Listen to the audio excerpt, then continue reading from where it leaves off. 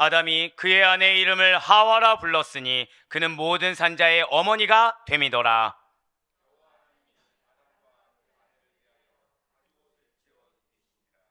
여호와 하나님이 이르시되 보라, 이 사람이 선악을 하는 일에 우리 중 하나같이 되었으니 그가 그의 손을 들어 생명나무 열매도 따먹고 영생할까 하노라 하시고.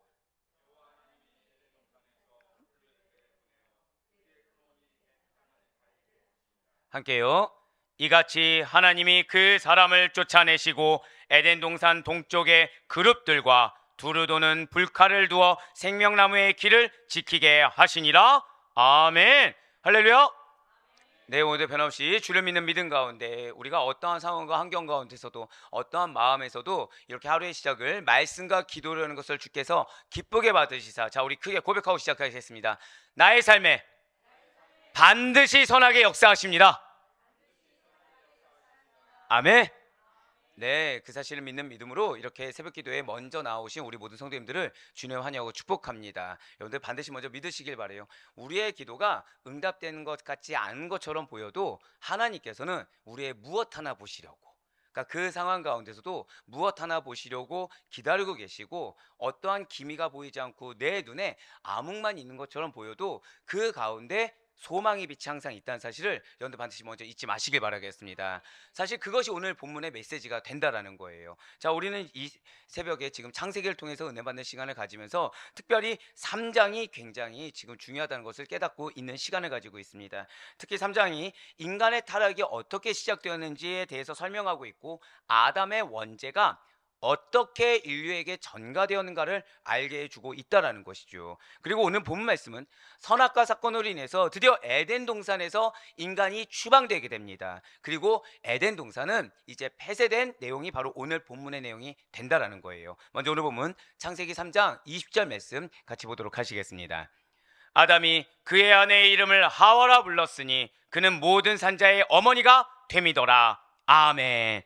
자, 지금 아담이 여자의 이름, 이 아내의 이름을 무엇이라고 불렀습니까? 하와라고 불렀어요. 자, 아담의 이름 뜻이 무엇이죠?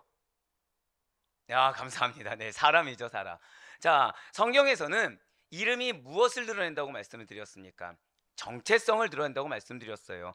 그 존재의 특성과 가치를 보여주는 것이 이름이라는 거죠. 즉, 정체성에는 무엇이 있다는 것입니까? 한번 고백하시겠습니다. 특성과 가치.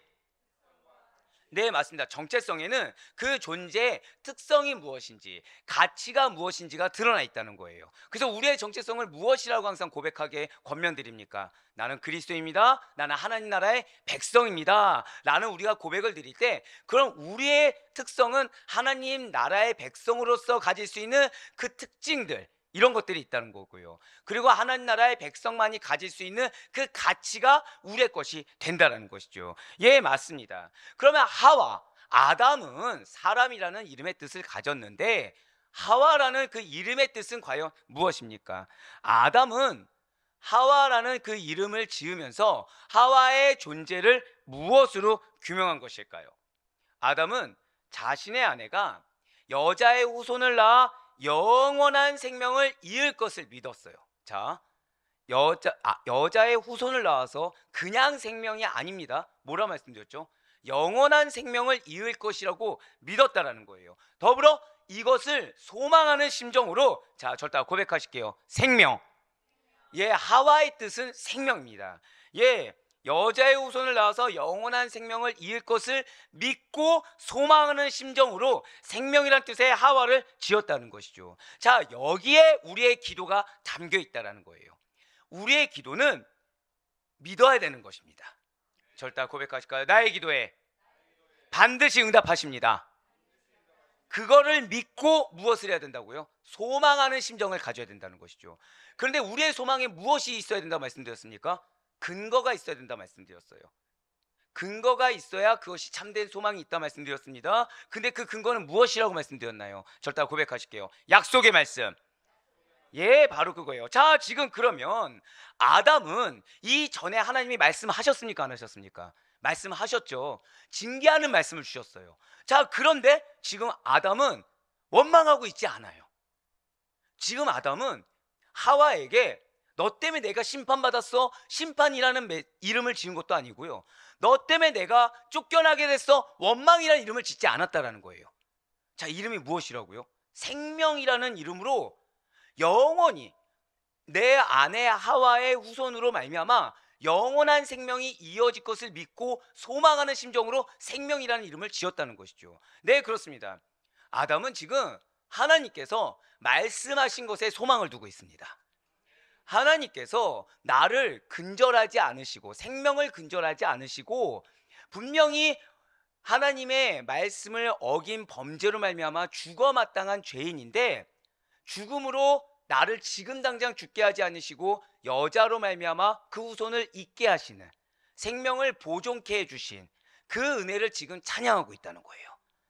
지금 소망을 무엇에 둔 것입니까? 하나님께서 나에게 말씀하셨다. 유기하신 것이 아니라 말씀하셨다에 지금 소망을 두고 있다라는 것입니다. 사랑하는 성도 여러분들, 오늘 이 아담이 하와라는 이름을 지은 그 마음가짐을 우리는 생각해 볼 수가 있어야 돼요. 우리는 하나님이 나에게 무엇을 말씀하셨는지를 너무나도 중요하게 여깁니다. 그 이전에 감사를 놓친다는 거예요. 거듭 강조합니다. 무엇을 말씀하셨나도 물론 중요할 수 있겠지만 가장 중요한 것은 한 번 더 고백하시겠습니다. 나에게 말씀하셨습니다. 그게 소망의 근거가 되는 줄 믿으시길 바라겠습니다. 네, 맞아요. 지금 아담은요, 여자를 원망하고 있지 않습니다. 아담은요, 하나님이 말씀하신 대로 여자를 처음에 창조하신 그 마음 그대로 사랑해주고 있습니다. 그리고 이 여자에게 소망을 지금 두고 있다라는 거예요. 진정으로 여자는 생명을 잉태하는 축복을 받은 자들입니다.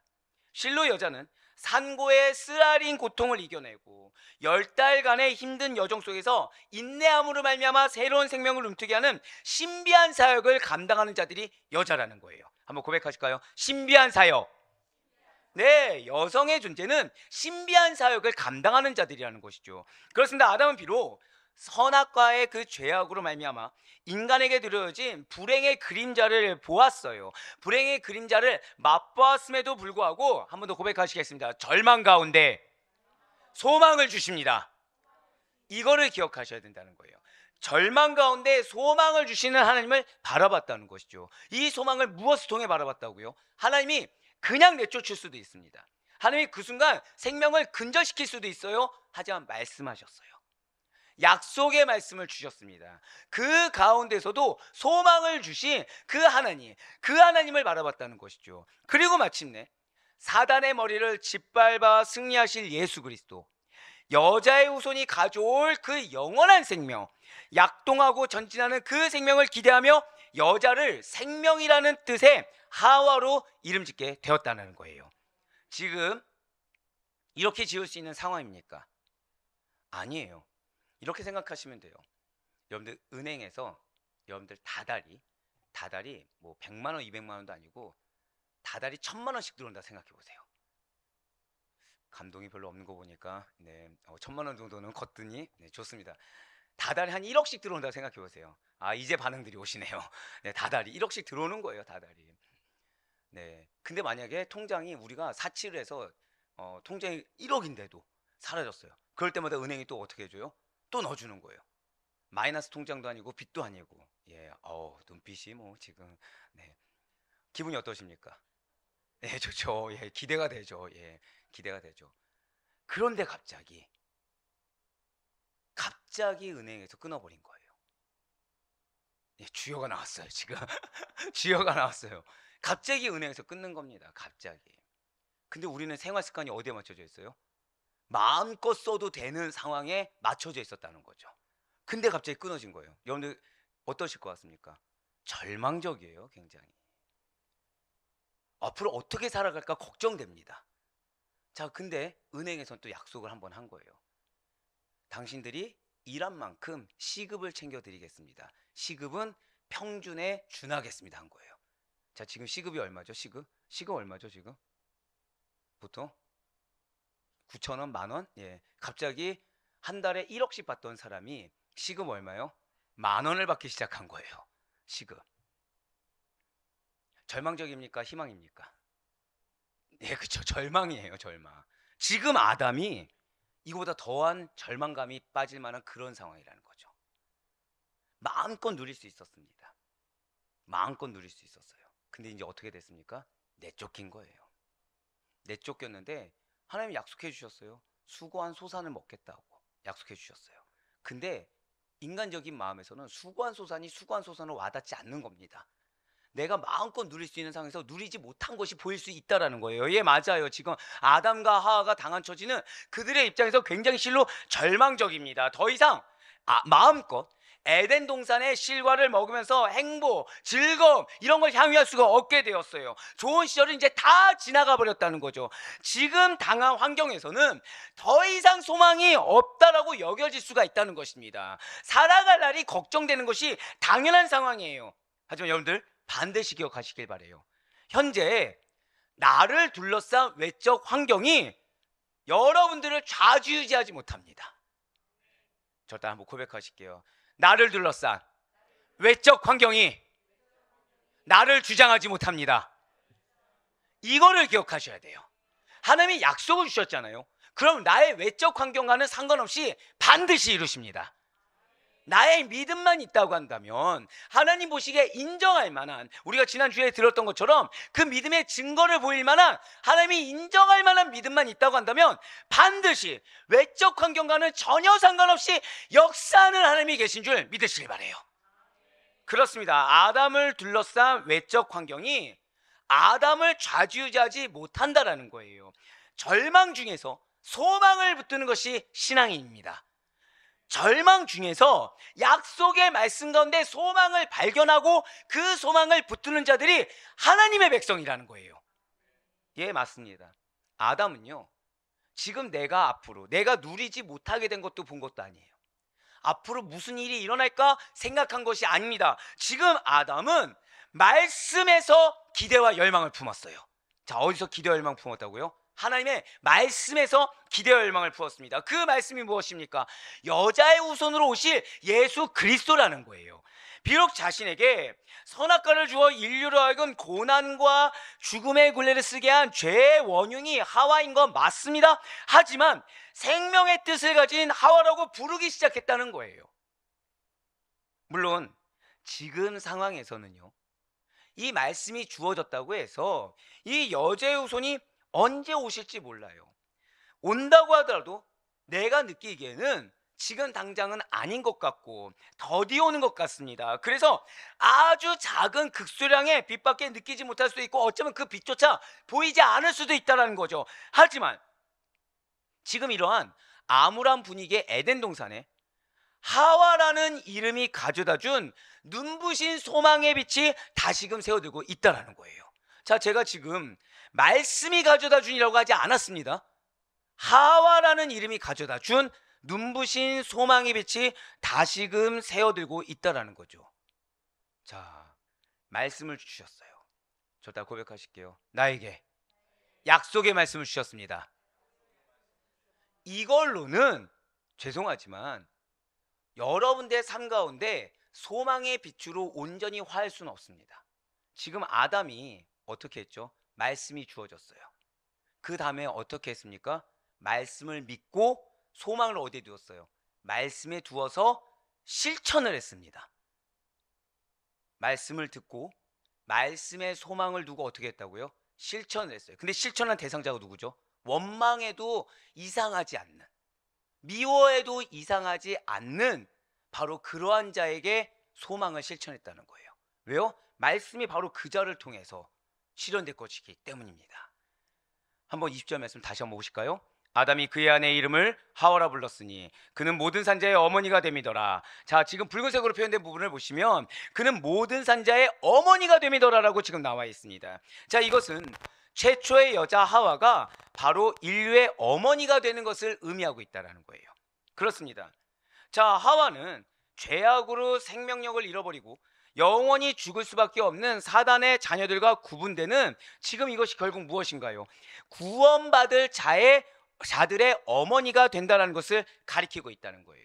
자, 지금 이 본문 말씀을 통해서 하와의 후손인 메시아를 통하여 이루어질 영원한 생명을 얻는 역사를 암시해 주고 있다는 것이죠. 자, 지금 아담이 무엇이라 불렀더니 하와가 어떻게 된 거예요? 하와를 원망하지 않았습니다. 약속의 말씀을 믿고 그 안에 소망을 두어서 실천함으로 하와라고 불렀어요. 그랬더니 그 하와가 어떻게 된 거예요? 구원받을 자들의 어머니가 되는 놀라운 은혜가 임하기 시작했다라는 거예요. 진실로 하나님께서는요, 인간이 범죄하여 죽음이 선포되는 바로 그 순간에도 다시 새로운 삶을 약속하시는 자비로우신 분이십니다. 쉽게 말씀드릴까요? 여러분들의 절망적인 상황 가운데서도 소망의 빛을 반드시 내려주신다는 거예요. 그런데 이 빛이 진짜로 결실이 되고, 이 빛이 결실되어서 성취하기 위해서는, 자, 절대 한번 크게 고백하시겠습니다. 말씀을 믿고 실천하겠습니다. 이것이 중요하다는 거예요. 말씀을 믿었으면 이 말씀이 이 사람에 적용되지 저 사람에 적용되지 이게 아니라, 말씀이 주어졌으면 그 말씀이 향하는 대상이 마치 지금 원망의 대상이라고 하더라도, 너무나도 내가 미워할 만한 대상이라고 하더라도, 이 여인을 통해서, 이 여자를 통해서 소망이 실현될 거야 하면은 그 사실을 믿고 그대로 실천할 수 있어야 된다는 거예요. 거기에서 소망의 빛이 실제가 될 수가 있다는 것이죠. 사랑하는 성도 여러분들, 절망 가운데 소망의 빛을 보게 하시는 분이 우리 하나님이라는 사실을 믿으시길 바라요. 그 하나님께서 지금 여러분들에게 소망의 빛을 내려주신 여러분들에게 무엇을 하나 보시고 계시다는 사실을 잊지 마시길 바랍니다. 말씀을 실천하시길 바라요. 말씀을 임의적으로 판단해서 실천하는 것이 아니라 주어진 그대로 실천하시길 바랍니다. 그것이 여러분들 삶 가운데 반드시 소망의 빛의 열매가 될 것을 믿으며 나아갈 수 있는 여러분과 제가 되길 간절히 소망합니다. 이어서 오늘 보면 창세기 3장 21절 말씀도 한번 보시길 바라겠습니다. 여호와 하나님이 아담과 그의 아내를 위하여 가죽옷을 지어 입히시니라. 아멘. 자, 네, 맞아요. 지금 이제 아담은 말씀을 믿는 믿음 가운데 소망을 하와를 통해서 실천하는 것을 확신하고 있습니다. 그래서 여자의 후손을 낳을 하와라고 부르자 여호와 하나님께서는 아담과 하와에게 가죽옷을 지어서 입혀주셨어요. 범죄한 인간이 죄의 굴레로부터 벗어나는 그 첫걸음부터 하나님께서는 직접 주도하여 주셔서 모든 일을 진행하고 계시다는 것이죠. 왜이겠습니까? 왜 이 말씀에 이렇게 하나님께서 직접 주도하셔서 당신의 구속사를 진행하고 계시다고 말씀드릴 수가 있는 것입니까? 이렇게 옷을 짓기 위해서 짐승의 가죽이 사용된 것에는 구속사적인 의미가 담겨 있다는 거예요. 이 가죽옷이 굉장히 중요한 의미가 담겨 있다는 것이죠. 죄를 지은 인간을 지금 감싸기 위해서, 이 인간을 감싸기 위해서 무엇이 사용되었습니까? 짐승의 가죽옷이 사용되었어요. 즉, 죄 없는 짐승이 대신 희생되었어요. 그래서 그 짐승의 가죽이 인간을 감싸는 옷이 되었다는 것이죠. 자, 희생될 때 무엇을 흘렸겠습니까? 피를 흘렸겠죠. 이처럼 짐승이 피를 흘리는 것은 구약시대에 계속 진행된 그 짐승의 피를 흘리는 희생 제사가 바로 지금 이 순간, 이때부터 시작되었음을 지금 보여주고 있다는 것입니다. 더 나아가서는 장차 인간의 죄를 대속하시기 위해서 십자가에서 희생의 피를 흘리신 그리스도의 속죄사역이 있게 될 것을 예표하고 있는 것이 무엇이라고요? 한번 고백하시겠습니다. 가죽옷. 예, 가죽옷이 굉장히 중요하다는 거예요. 이처럼 하나님께서는 인간이 범죄하자마자 피 흘림을 통한 속죄의 방법을 제시하여 주셨습니다. 그리고 당시 아담과 하와가 희생된 짐승의 그 가죽옷을 입음으로 수치를 가렸던 것처럼 죄인인 우리 모두가 십자가에서 희생의 보혈을 흘리신 그리스도의 의를 옷 입음으로, 자, 가죽옷이 이제 무엇이든 것입니까? 예수 그리스도, 그분의 의를 옷 입음으로 죄의 수치를 온전히 가릴 수 있도록 만들어 주셨다는 거예요. 네, 그렇습니다. 이제는 우리는 오직 주 예수 그리스도만 옷을 입고 거룩함을 얻어야 됩니다. 그래서 새 사람이 되어야만 영생의 축복을 얻을 수가 있다는 거예요. 이어서 창세기 3장 22절부터 24절까지의 말씀 한번 보도록 하시겠습니다. 여호와 하나님이 이르시되 보라, 이 사람이 선악을 아는 일에 우리 중 하나같이 되었으니 그가 그의 손을 들어 생명나무 열매도 따먹고 영생할까 하노라 하시고, 여호와 하나님이 에덴 동산에서 그를 내보내어 그의 근원이 된 땅을 갈게 하시니라. 이같이 하나님이 그 사람을 쫓아내시고 에덴 동산 동쪽에 그릇들과 두루 도는 불칼을 두어 생명나무의 길을 지키게 하시니라. 아멘. 자, 지금 22절부터 24절까지의 말씀은 다소 난해하며 아직 바로 정확히 알 수 없는 것들이 좀 등장하고 있어요. 그것이 무엇입니까? 그룹들과 두루 도는 불칼입니다. 그룹들은 아마 많은 분들이 어느 정도 조금 이제 아시는 것처럼 하나님 보좌 곁에서 언제 나온다고요? 하나님이 현현하실 때 같이 시중 들면서 하나님의 명령을 받아 인간을 심판하는 역할을 하는 일종의 천사 정도로 볼 수가 있을 것입니다. 에덴 동산에서도 지금 하나님의 명령을 대로 에덴 동산을 지키는 역할을 감당하고 있다는 것이죠. 두루 도는 불칼은 무엇입니까? 스스로의 힘으로 밝은 빛을 발하고 있어요. 빠르게 돌아가고 있는 신비한 그 무엇인데 이거 역시도 정확한 뜻을 성경에선 기록하고 있지 않다라는 것이죠. 왜이겠습니까? 분명 이 그룹들과 불칼이 어떠한 존재인지 우리는 정확하게 알 수는 없습니다. 전능하신 하나님께서 창조하신 이 세상에는 이처럼 지성을 가졌지만 한계가 있는 인간들이 이해하기 어려운 신비한 일들이 상당히 많이 존재할 수가 있다는 거예요. 그리고 우리가 이러한 사실을 인정할 때 우리 인간은 겸허해질 수가 있다는 것이죠. 바로 이 부분입니다. 하나님께서는 우리 인간들이 교만해지지 않도록 미처 다 알 수 없는 무언가를 예비하고 만들어 놓으셨다라는 사실 잊지 마시길 바래요. 우리가 바라봐도 알 수 없는 것들은 하나님께서 만들어 놓으셨다는 거예요. 왜요? 교만하지 말라고. 왜요? 겸손히 하나님만을 의지하라고 우리에게 그런 것들을 만들어 놓으셨다는 사실을 잊지 마시길 바랍니다. 그렇기 때문에 이 창세기 3장 22절에서 24절 말씀까지의 중요한 핵심이 무엇이겠습니까? 단어의 뜻을 밝히는 것이 아니라는 거예요. 범죄한 인간이 죄를 지은 불행한 상태로 영원히 사는 것을 막기 위해 에덴 동산에서 쫓으셨다는 것이죠. 그리고 그 에덴 동산은 인간의 지성으로 이해할 수 없는 것들로 막고 계시다는 거예요. 우리가 감히 아무리 분석하고 아무리 연구해서 가려고 해도 불가능하도록, 그래서 그런 사실 앞에 겸손히 주로 인간의 지성으로 알 수 없는 것들, 이해할 수 없는 것들로 막아놓으신 것입니다. 네, 그렇습니다.